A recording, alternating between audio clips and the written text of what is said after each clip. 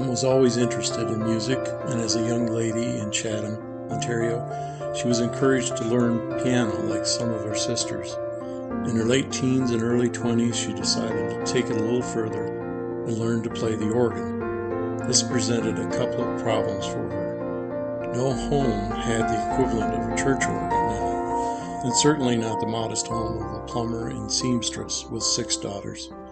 She found a teacher in the local Ursuline Sisters Convent and advanced through the lessons. She had stories about taking lessons on the 2nd floor of the convent.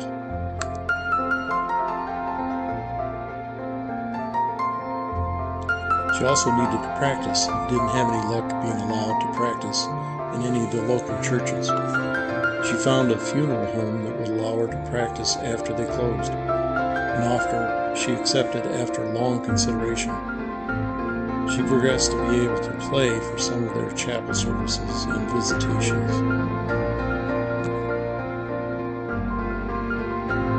She told stories about some of the people who worked in the funeral home, asking her to play more contemporary music after the doors were closed to the public.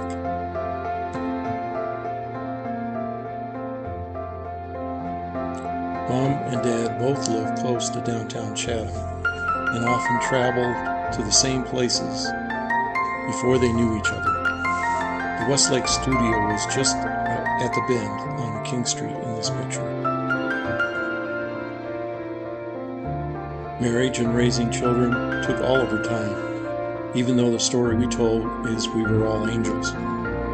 We tried, but her reality never quite aligned with the new reality we were trying to plant, and it was often met with a kind of firm stink eye, which you can see at 102 she still had full control over.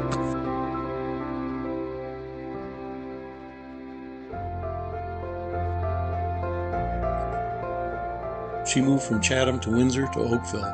Mom again took up the organ to play and direct the choir at our new church, St. Hilda's Anglican Church.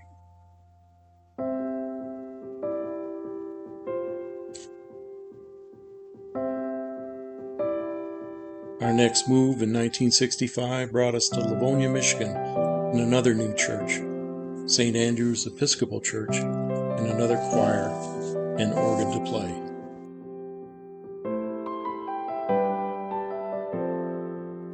Moving back to Windsor, our father commuted across the border for the last part of his career, and Mom found a music studio in Love's Pianos that would hire her to teach organ.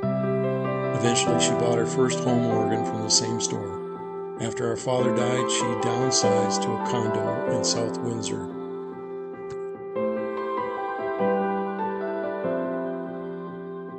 She met Russell Grant while accompanying the senior choir he directed, and they developed a relationship that lasted 20 years. When my mother's arthritis took the enjoyment out of playing the organ, she asked me if I knew anyone who would like to have her home organ, and I suggested Linda in my church in Ann Arbor, Northside Presbyterian Church.